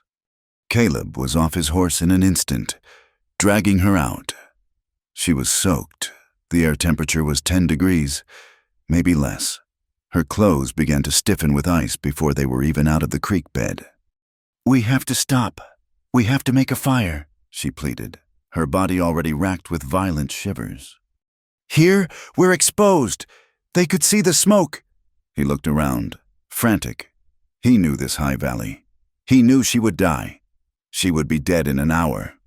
Then he remembered. The shelter, the trappers' lean-to, it's a mile. North. She couldn't ride. She was shaking too badly to hold the reins. He pushed her onto Samson and got up behind her, holding her against his chest, his arms wrapped around her. He kicked the horse, leaving Juno to follow. He pushed the horse, heedless of the terrain. He felt her shivering stop. It was a bad sign. She went limp against him. He found it. It was barely a structure. 3 low walls of stacked rock, a sod roof that had half caved in, but it was out of the wind. He carried her inside. He laid her on the frozen dirt floor, his heart pounding with a fear he had not felt in years. He tore the wet, frozen dress from her body. Ignoring her weak protests, he stripped off his own dry underlayer of wool and forced it onto her. He wrapped her in all the blankets, piling them high. He worked like a madman, using the axe to chop deadfall, building a roaring, reckless fire just outside the lean-to's opening, pushing rocks around it to reflect the heat inside. For 2 days, she burned. The fever took her. She was not in the shelter. She was back in Cheyenne, back in the sanitarium. He sat by her, helpless, forcing sips of hot snow melt between her cracked lips. He watched her, this woman who had saved his life, fighting a battle he could not join. She tossed, her limbs thrashing, her voice a raw cry. "No, please, no, don't take her. She's mine." Caleb's blood ran cold. He leaned closer. "My baby," she sobbed, her eyes wide, staring at the collapsed roof. "She's so cold. Let me hold her. Please, let me make her warm. Just once. Just once." She was weeping, her body convulsing with a grief that was deeper than the fever. Forgive me, baby. Mama couldn't save you." Caleb sat back on his heels. The firelight flickered on his face, a hard mask of granite. He had buried his wife. He had buried his brother. He thought his heart was a dead, hard stone. He was wrong. He watched this woman beg a ghost for forgiveness, for a crime she had never committed. He saw the full, terrible weight of what had been done to her. It was not just the beatings, the lies, the theft. It was this they had forced her to carry alone. The hard stone in his chest broke. He knelt beside her, his hand covering hers. It was burning hot. A single tear cut a path through the grime on his cheek. Then another. He bent his head, and the grief he had held back for 5 years, the grief for his wife, for his brother, for the entire broken, cruel world, finally claimed him. He wept, his shoulders shaking in the cold, fire-lit shelter. He wept for her baby. He wept for her. He felt her hand move under his. She was still. He looked up. Her eyes were open. They were weak, but they were clear. The fever had broken. She was staring at his tears. He quickly wiped his face, ashamed. He leaned down. his rough beard brushing her skin, and kissed her forehead. It was damp, and it was cool.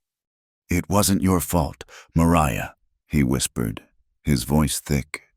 She closed her eyes and slept, a true sleep. He nursed her.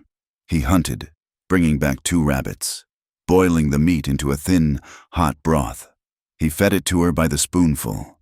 He dressed her raw feet. He held her hand while she slept. On the 3rd day in the shelter, she sat up, wrapped in the buffalo hide. She was weak, thin, her face hollowed out, but she was alive.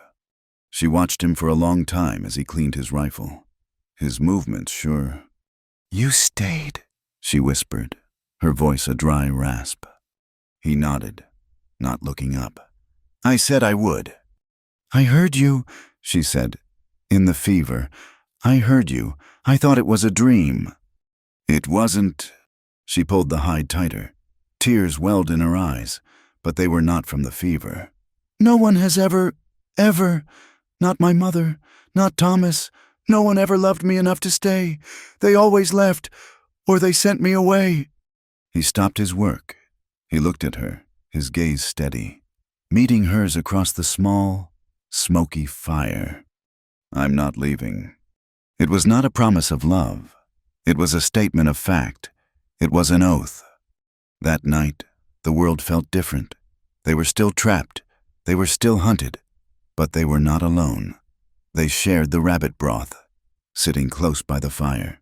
They had survived the wilderness. They had survived the fever. They had survived their pasts. The cold was still bitter, but the fire was warm. He looked at her, at the way the firelight caught the new, fragile life in her eyes. He saw the woman she was, not the victim she had been. He reached out, his hand touching her face. She leaned into his calloused palm. He kissed her. It was not the desperate passion of the cabin. It was not the aching tenderness of their first true night. It was something else. It was the kiss of 2 people who had seen the end of the world and had chosen to walk back together. It was slow. It was deep. It was a reverence for the life that was left in them. They made love there, on the buffalo hide, in the ruins of a trapper's shelter. It was quiet, and it was final. It was as if it might be their last night on earth, and they were determined to meet it as one. The next morning, she woke to the sound of scraping. Caleb was sitting by the fire, his back to her. He was working with his knife. She sat up, wrapping the blanket around her. "What are you doing?" He turned. He had been carving. In his hand, he held a small, pale object. He had found a piece of deer antler in the ruins of the shelter. He had spent the morning carving it, smoothing it with stone, polishing it with ashes. It was a ring, simple, white, and imperfect. He came to her. He knelt, taking her left hand. It was raw, chapped, the nails broken. He slid the ring of antler bone onto her finger. It fit. She stared at it, a tremor running through her. "Caleb?" she breathed. He held her hand, his thumb resting over the ring. "It's not pretend anymore. Mariah?" She looked up, her face streaming with silent tears. She threw her arms around his neck, burying her face in his shoulder, holding on to him, the man who had stayed. They did not return as fugitives. They rode down from the high country 2 weeks later, not as prey, but as claimants. The wind was still cold, but the sun was higher, the snow receding into the gullies, revealing the hard, brown earth of Wyoming. They had healed. Mariah's feet were no longer raw, but scarred. The hollows in her cheeks had filled. The haunted, hunted look in her eyes had been replaced by a quiet, steady fire. She wore the antler ring on her left hand. It was a solid, pale weight. Caleb rode beside her, his rifle in its scabbard, but his hand never far from the Colt at his hip. He had lost the gaunt, solitary edge he'd carried for 5 years. He looked like a man who had something to protect. He looked like a man who had chosen a side. He had chosen her. They did not speak of what they would do. They both just knew. Running was a temporary state. Hiding was a half-life. The judge's power was built on her silence, on her shame. The only way to break it was to speak. As they neared Elkhorn, they saw the smoke from the town chimneys. "They'll be waiting," she said, her voice quiet, stating a fact. "We're not going to the cabin," he said. "We're not hiding." "I know." She touched the ring on her finger. "To the sheriff. To Brody." He nodded. "To Brody." Word had, indeed, spread. The return of Hargrove and his men, empty-handed, one of them shot in the throat, had told its own story. The town had been buzzing for 2 weeks, caught between fear of Judge Harrow's reach and a growing, grudging curiosity about the woman Caleb Rourke had claimed. When they rode down the main street, the town went silent. It was just after noon. Men stopped unloading a freight wagon. Women on the boardwalk froze, baskets on their hips. They were not the same pair who had slunk into the mercantile. Caleb's head was high, and Mariah, she was not the hooded, cowering figure from before. She wore his wife's wool dress, but she wore it as her own. Her hood was down. Her hair was clean, braided back. The bruises were gone, leaving only the faint, pale scar on her lip. She met the stairs. They stopped in front of the sheriff's office. Caleb swung down, then turned and lifted his hands for her. He did not set her down quickly. He held her for a moment, their eyes meeting, a public, silent vow. He set her on the boardwalk, took her hand, and laced his fingers through hers. They walked inside. Sheriff Brody was at his desk, his feet up, a cup of coffee steaming beside him. When they walked in, his feet hit the floor with a thud. "Rourke," he said, his voice heavy with exasperation. "I told you, I warned you. You're bringing a whirlwind down on this town." "We're here to stop the wind," Caleb said. Brody looked at Mariah. His eyes were tired. "Ma'am, I can't protect you. The writ from the judge is on my desk. It claims you as an escaped patient, mentally unfit. I'm bound by law to hold you." "Then you'll hold me," Mariah said. Her voice did not tremble. It was low, and it was clear. "But before you do, you will listen. You and this town. You've all heard the judge's story. Now you will hear mine." She let go of Caleb's hand. She turned and walked back to the doorway. The crowd that had been gathering in the street, drawn by the silent confrontation, pressed closer. Mrs. Agnes Miller was there, her face a mask of sour judgment. Mr. Hames, the storekeeper, was peering from behind his window. Mariah stood on the threshold, in the daylight, and she began to speak. "My name is Mariah Stokes." Her voice carried in the cold, still air. "You all knew my mother. You knew her as Sarah Stokes, a singer at the Nugget. You called her Saloon Blood." A murmur went through the crowd. "Mrs." Miller scoffed. "Shameful. Like mother, like daughter." Mariah's eyes found her. "Yes, like my mother. A woman who worked to feed herself, who had no husband to protect her, a woman who died alone. Is that the shame you mean, ma'am?" "Mrs." Miller's face flushed. She had no answer. Mariah turned her gaze back to the crowd, and to Brody, who stood frozen behind his desk. "After she died, I was taken in by the church. I worked for my keep, and I met Thomas Harrow, Jr., the judge's son." She told it all. She did not weep. She spoke with a terrible, cold clarity. She spoke of the ribbons, the whispered promises in the garden, the lies of a future, of a marriage. She spoke of the night she told him she was carrying his child. "He laughed," she said, her voice dropping, and the crowd pressed in to hear. "He called me a whore. He said I was trying to trap him. His father, Judge Harrow, agreed." She told them of being locked in the rectory. She told them of the birth. "It was a girl," she whispered. The women in the crowd went very still. A blacksmith's wife, a hard woman named Beth, put a hand on her own rounding belly. "She was born still. I never heard her cry. They took her from me before I could even hold her. They said I was not fit." She paused, her eyes scanning the faces. "My grief, they said, had broken my mind, because I wept, because I screamed, because I called them murderers for what they had done. The judge signed the papers. He sent me to the sanitarium in Cheyenne to hide his son's mistake." She looked at Brody. "That is the patient you have a writ for. Sheriff, a woman whose child was stolen and whose sanity was declared gone because she grieved." She took a step back, into the office. "And that," she said, her voice breaking for the Caleb, "is where they beat me. That is where they locked me in the dark.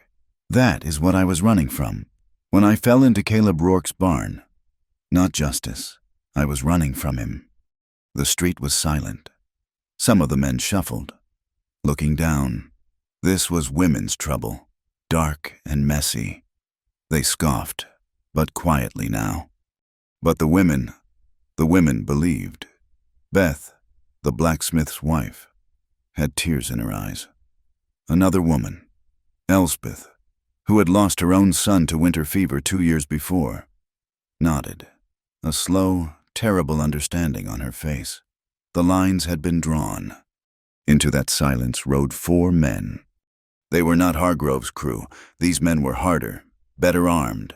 They wore new coats, and the man in the lead wore a shining new badge, a deputy star that was not from this county. He swung down from his horse, his spurs jangling. "Sheriff Brody, I'm Deputy Klein, from Cheyenne. I'm here on behalf of Judge Harrow to collect an escaped lunatic." He strode into the office, his eyes landing on Mariah. He smiled. "There you are, girl. You've caused a whole lot of trouble." He pulled a set of handcuffs from his belt. Caleb stepped in front of him. "No." Klein stopped. He looked Caleb up and down. "Step aside. Rancher, this is official court business. You interfere, you'll be in a cell next to her." "She is not a lunatic," Caleb said, his voice a low growl. "She's my wife, and you are not taking her." "Your wife?" Klein laughed, a harsh, ugly sound. "She's no one's wife. She's a ward of the state. Now, last time, move." "No," Caleb said. Klein's smile vanished. His hand dropped, and he drew his pistol. "I won't kill you over this, but I'll cripple you." He pointed the gun at Caleb's leg. It happened outside the church. The confrontation had spilled back into the street, the crowd scattering. The church, white and silent, stood on the corner. It was its shadow they stood in. Klein raised his pistol. Caleb did not move. He was a wall. From the crowd, Sheriff Brody shouted, "Klein, no! In my town! You'll—" Klein did not care. He was paid by the judge. He fired. But Caleb was not his target. He fired at Mariah. He was here to silence her, one way or another. Caleb roared, shoving Mariah behind him. Taking the bullet himself, the shot was deafening. It spun him around, the heavy slug tearing through his left shoulder, high on the chest. He staggered, clutching the wound, blood pouring between his fingers, and fell to one knee. Mariah screamed. Klein grinned, leveling the pistol again, this time at Caleb's head. "I told you, old man." "No!" Mariah shrieked, and she launched herself from behind Caleb, grabbing Klein's gun arm with both hands. The gun fired again, wild, into the sky. Klein bellowed, backhanding her across the face. She fell into the mud, but it had been enough. The blacksmith, a giant of a man named Tom, had seen enough. He strode from the crowd, a hammer in his hand. "That's enough, you bastard." One of Klein's other men raised his rifle. A shot cracked from the mercantile roof. Silas Hames, the storekeeper, was kneeling there with a buffalo rifle. "Drop it!" he yelled, his voice thin but determined. Klein's men froze. They were surrounded. The men of the town, shamed into action by their wives, had stepped forward. They were holding rifles, shotguns, pistols. "Get out," Sheriff Brody said, his own gun now drawn and steady on Klein's chest. You've got no authority here. Not anymore." Klein stared at the ring of armed townsfolk. He looked at Caleb, bleeding in the dirt. He looked at Mariah, scrambling to Caleb's side. He was beaten. "The judge will hear of this. He'll ruin this whole town." "Let him try," the blacksmith growled. Klein and his men mounted their horses and rode out, fast, leaving a cloud of dust and the smell of gunpowder in the street. Mariah was kneeling beside Caleb, her hands pressed to his wound. "Caleb! Oh God, Caleb!" "It's high," he gritted out, his face pale. "It missed the lung." They carried him to the doctor's office. The town watched, silent. Their allegiance shifted. The next day, as the doctor was pulling the lead from Caleb's shoulder, the afternoon stagecoach arrived. It carried a passenger and a letter. The passenger was a small, terrified-looking woman in a nurse's uniform. She had heard that Mariah Stokes was in Elkhorn, and she had come. The letter was for Sheriff Brody. He read it aloud on the steps of his office. It was from the nurse who had finally helped Mariah escape. Her conscience, she wrote, would not let her be silent.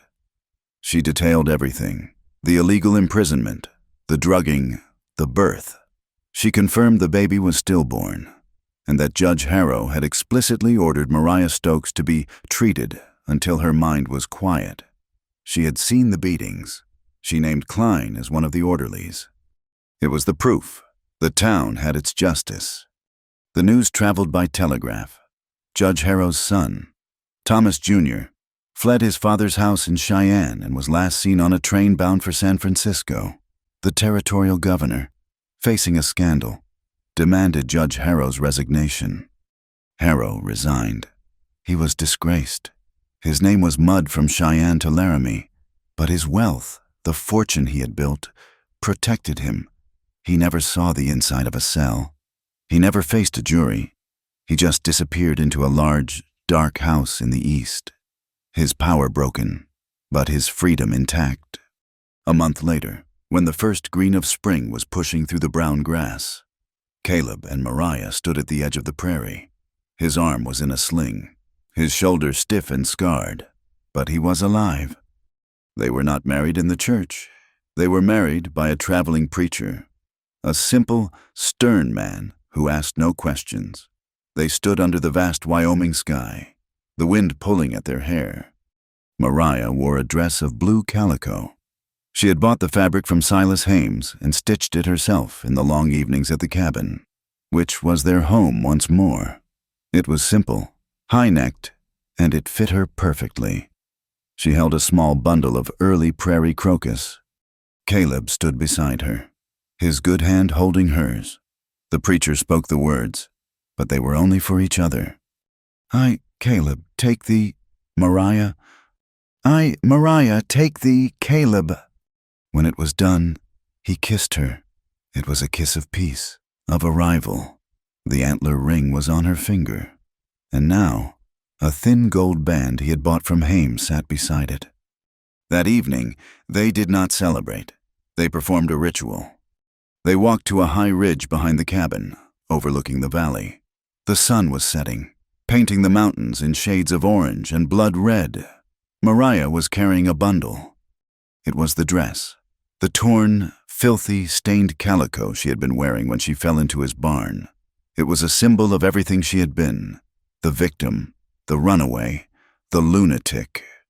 Caleb built a small fire. Mariah held the dress for a long moment, the fabric stiff with old fear and dirt. "I'm not her anymore," she whispered. She dropped it into the flames. The thin fabric caught at once, flaring up. They stood side by side, his good arm around her waist, and watched it burn. They watched it twist and blacken, the fibers curling into ash, the last of her old life turning into smoke and rising into the twilight. When it was gone, Caleb kicked dirt over the embers. But peace, bought with such blood, does not settle easily. The cabin was a home, no longer a shelter. Mariah planted a garden. Caleb began to repair the fences, his left arm still weak, but usable. They fell into a rhythm of a shared life. But Caleb's wound was not clean. The doctor had pulled the lead, but the cloth of his coat had been driven deep. It began with a fever. One night, 2 weeks after the burning, he woke up shaking. He was drenched in sweat, but he was freezing. Mariah lit the lantern. His shoulder, which had been healing, was now a swollen, angry red. The stitches pulling, a dark line of infection spreading toward his chest. The fever took him fast. By morning, he was delirious. The roles were reversed. He was the one trapped in the bed, lost in a world of pain and memory. She was the one who was strong. "Don't you go!" she commanded him, her voice fierce as she bathed his burning face with cool water. "You don't get to do this. You don't get to save me and then leave." For 3 days, she fought for him. She rode Juno into town, a desperate, frantic ride, and returned with quinine from the doctor and a bottle of whiskey. She boiled the doctor's knife, opened the wound herself, her hands steady as stone, cleaning the poison from it while he thrashed and cried out. He did not know her. He was back in the war, calling for his brother, Jacob. He was back in the snowstorm, alone. The fever worsened. His breathing grew shallow. He was slipping away. On the 3rd night, she thought she had lost him. He was pale, his skin clammy, his pulse a thin, thready whisper under her fingers. She fell to her knees by the bed. She, who had not prayed in years, found no words for God. She spoke only to him. She laid her head on his chest, her tears soaking his shirt. "Caleb," she sobbed, her voice breaking, all her new strength gone. "Please, stay. You have to stay. You promised. You said you weren't leaving." She clutched his hand, the hand that had held hers, that had carved her ring. "Don't leave me. Please, Caleb, don't you leave me alone," she cried until she was empty. She fell asleep there, her head on his chest, her hand in his. She woke to a sound. It was the faint, hoarse whisper of her name. "Mariah." She lifted her head. He was looking at her. His eyes were clear. The fever was gone. His hand, no longer limp, squeezed hers. "I'm not leaving," he rasped. Spring came to the high country like a slow, painful thaw. It did not arrive with a sudden burst of green, but with a reluctant dripping, a gradual receding of the white. The snow melted away, revealing a land that was brown and scarred, but waiting. Caleb's recovery was much the same. The fever had broken, but it had taken his strength with it. He spent the first weeks of that spring in a chair by the open cabin door, his left arm bound tight, his face pale and gaunt. He had fought off death, but the poison had left him weak as a newborn. Mariah, however, was filled with a stubborn, furious hope. She had faced down death, both his and her own, and she had won. The world felt new to her, a thing to be built, not just survived. While Caleb sat and watched, his eyes following her, she took a pickaxe to the frozen ground behind the cabin. The soil was rocky, hard as iron, unforgiving. She fought it. She fought it for days. Her hands, which had become soft in the cabin, blistering and then bleeding and then hardening. She did not stop. She was carving a life out of the mountain with her bare hands. She built 3 long, rectangular garden beds, lining them with stones she hauled from the creek bed. She was creating order, a patch of gentle civilization in the wild. Caleb watched her, a knot in his throat. He saw the strength in her thin shoulders, the unyielding set of her jaw. She was not just building a garden, she was planting roots, anchoring them both to this patch of earth. "You'll wear yourself out," he said one afternoon, his voice still a rasp. She stopped, wiping sweat from her brow with a dirty forearm. She looked at the dark, turned soil. It's good soil, it just needed to be reminded. She went to town, a journey she now made alone, her head high. She rode Juno down the mountain and returned with sacks of seed potatoes, beans, corn, and a small packet of flower seeds. She bought them from Silas Hames, who tipped his hat to her and called her Mrs. Rourke, his face open and respectful. The quiet, healing days began. As Caleb's strength returned, the rhythm of their life found its shape. In the mornings, he would sit on the porch, his good hand carving, always carving. He carved small, rough figures of birds, of horses, of wolves. He was relearning his hands. Mariah planted her seeds, tending them with a fierce devotion, hauling water from the creek. When he was strong enough to lift a hammer, they began to rebuild. The barn door, splintered by Hargrove's men, needed replacing. The corral fence was down in one section. They worked together. He would hold the wood, bracing it with his body, and she would swing the hammer, her aim true. They did not talk much while they worked. They did not need to. The shared labor was its own language. They were building a life, plank by plank, nail by nail. The hole in the porch rail where her warning shot had passed, Caleb left alone. He ran his hand over the splintered wood one day. It was a reminder. The evenings were the best. The world outside would turn a deep, bruised purple, and the air would grow cool. They would light the lantern, and the cabin would fill with a golden, steady glow. The fear was gone. The door was barred against the night, not against men. Mariah taught him to read. He knew his letters, knew how to sign his name, but he had never read a book. She had bought one in town, a worn copy of poems. She would sit beside him, her finger tracing the words, her voice soft as she sounded them out. He, in turn, told her the names of the stars, the ones he had known in his solitude. He taught her the difference between the call of a hawk and the call of an eagle. Their small world was built of these quiet exchanges. They were two halves of a whole, each bringing their own knowledge, their own scars. But the scars were deep. Peace did not come all at once. The past was a wolf that still circled in the dark. One night, deep in the warmth of summer, Caleb was woken by her breathing. It was too fast, a small, hitched gasp, like a runner at the end of a race.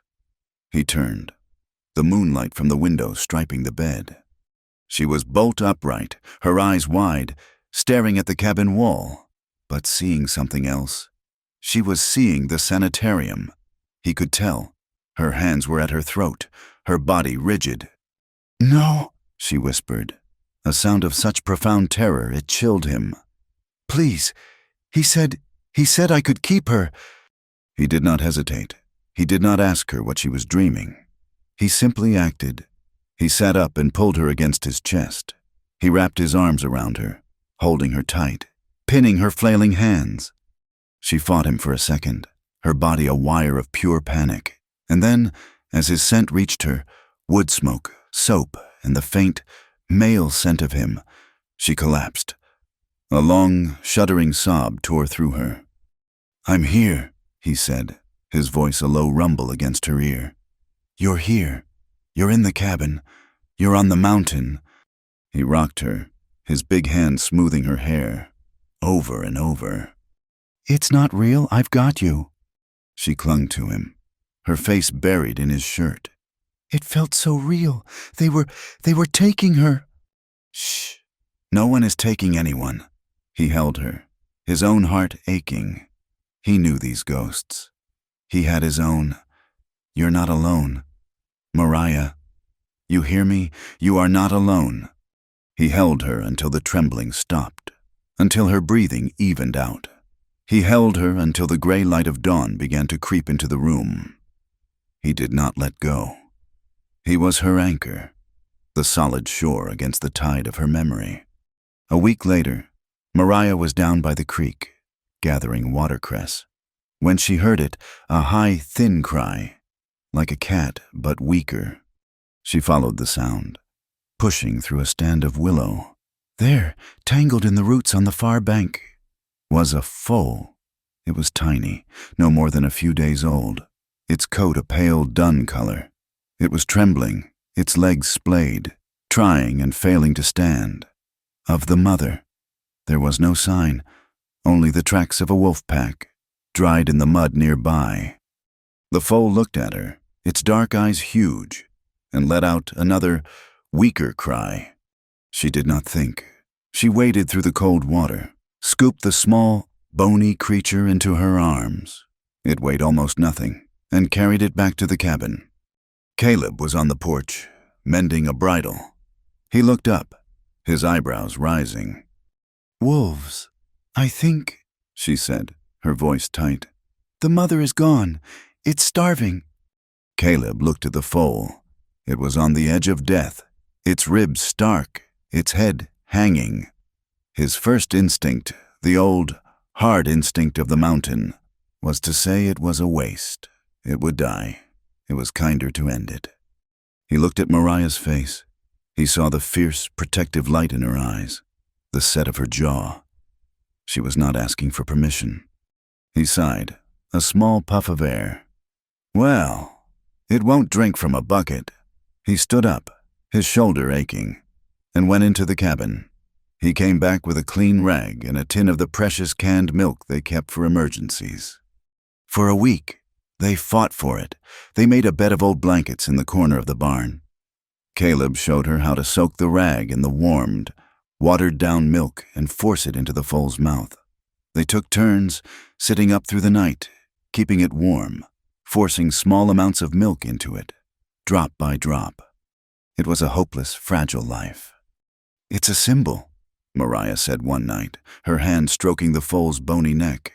It had finally, weakly, stood on its own wobbly legs. "It's a horse, Mariah," Caleb said, though his own hand was gentle on the creature's back. It was alone, it was abandoned, and it was left for dead. She looked up at him, her eyes shining in the lantern light. "But we found it. It's not alone anymore." He understood. He wrapped his arm around her, and they stood together, watching the small, new life they had saved. They named her Willow. The world below had not forgotten them. One afternoon, Beth, the blacksmith's wife, rode up the trail on a mule. She was heavy with child now. Her time near. She brought a sack of apples and a letter. "This came to town," she said, handing it to Mariah. "It's from Elspeth." Mariah held the letter, her name written on the front in a neat, spidery hand. She sat on the porch, Beth beside her, and opened it. Caleb stood near, pretending to check Samson's hoof, but listening. The letter was short. "Dear Mrs. Rourke, I write this to you because I was there, in the street, when you spoke your truth. I, too, lost a child, a boy, to the fever. It has been 2 years. My husband, a good man, told me to be silent, to not speak of it, that my grief was a burden. For 2 years, I have not said my son's name aloud. When you spoke of your daughter, of your grief being called madness, you broke the silence in my own heart. You gave me my voice back. That night, I spoke of my boy. I told my husband of my sorrow, and he wept with me. You did not just save yourself, Mariah. You gave me courage. God bless you. Your friend, Elspeth." Mariah folded the letter, her hands trembling. She had been so focused on her own survival, her own fight. She had never known her words had power. She had given someone else a gift. "She's a good woman," Beth said softly, putting a hand on Mariah's. "You are too. Tom and I. We'd be honored if you'd both come to supper. Next week." Mariah looked at Caleb. He nodded, his face unreadable, but his eyes were kind. "We'd like that, Beth," Mariah said. "But why don't you come here? Let us host you, next Sunday." The acceptance was small, but it was blooming. That Sunday, the cabin was full. Tom and Beth, and even Sheriff Brody, rode up the mountain. It was awkward at first.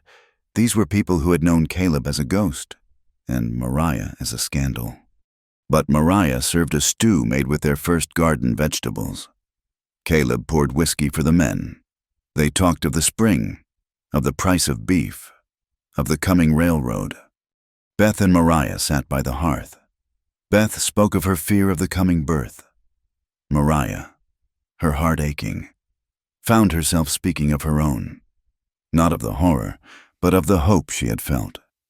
She told Beth of the small, still face, and in speaking of it, she found a strange, sad peace. When they rode off that night, waving from the trail, the cabin felt different. It was no longer a fortress. It was a home. That night, they sat on the porch, a thing they rarely did. The air was warm, smelling of pine and the damp earth of Mariah's garden. The stars were a brilliant, cold spray across the black sky. They sat in a comfortable silence for a long time. The sound of the creek was a soft whisper below them. "Caleb," she said, her voice soft. She traced the antler ring on her finger. "Do you ever regret it?" He turned his head to look at her. "Regret what?" "That first night, when I came to your barn, I brought you nothing but blood and trouble. I brought the judge's men. I got you shot. I took your peace." Caleb was silent for a long time. He looked out at the mountains, his mountains, which were now their mountains. He looked at the valley, dark and vast, a world he had hidden from. "My peace," he said, his voice rough. "My peace was a grave. Mariah, I was buried in it. I was a dead man, walking through my days, just waiting for them to end. I was cold. I was empty. I was alone." He turned, and in the starlight, she saw the healed scar on his shoulder and the new life in his eyes. He took her hand. "That night, you came in from the storm, half dead and fighting. You were the first real thing that had touched my life in 5 years. You brought trouble, yes, but you brought life. You woke me up." He lifted her hand and kissed the antler ring. "That night saved me, too."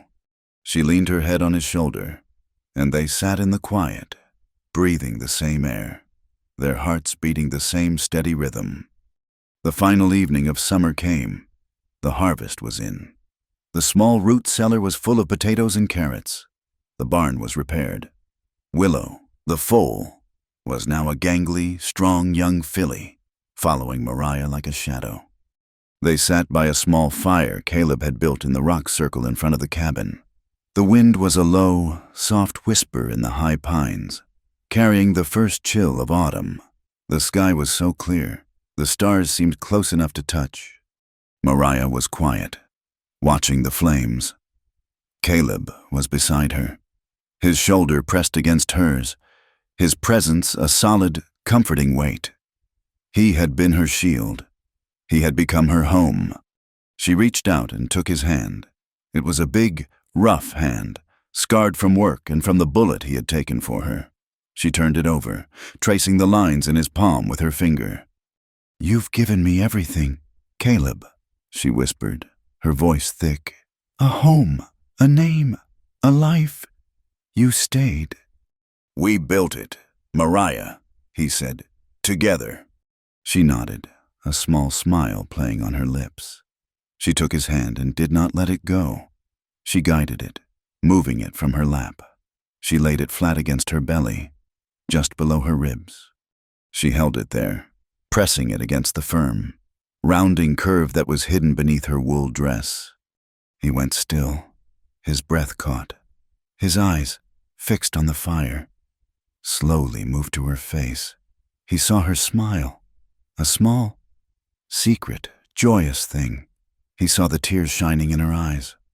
"It's not just us anymore," she whispered. Caleb stared at his hand, flat against her, where a new life was growing, a life conceived not in violence or lies, but in the shelter, in the darkest time, a life born of a love that had been forged in survival. "A child, their child."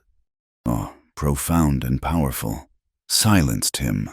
He looked at her face, this woman who had survived the unthinkable, who had saved him from his own living death, and now she was giving him this. He did not speak. He pulled her close, his good arm wrapping around her, drawing her into his lap. He buried his face in her hair, breathing her in. He was trembling. He pressed his hand harder against her, as if he could feel the life there. Then we'll give that child a world better than the one we were born into. He kissed her, a long, slow kiss that tasted of wood smoke and promise. The story closes there, on the mountain, under a sky of wild stars. It closes on a hard-earned moment of peace. A battered man, his heart scarred by loss, made whole again. A scarred woman, her body and soul marked by cruelty, made strong again, and a life they had fought for, a life they had built, and a new life they would welcome, together. Thank you so much for listening to this story. I truly hope it touched your heart. We, here at From Wild West, pour our souls into these tales, trying to capture the raw, real, and emotional heart of the American frontier. We would be so honored if you would take a moment to comment below and let us know where in the world you're listening from. It means the world to us to see how far these stories travel. And if you enjoyed this journey, please consider subscribing to From Wild West. We have so many more stories of survival, grit, and forbidden love coming your way. Finally, please share your thoughts on Caleb and Mariah's story in English. What part moved you the most? We read every single comment. Thank you again, and we'll see you on the next trail.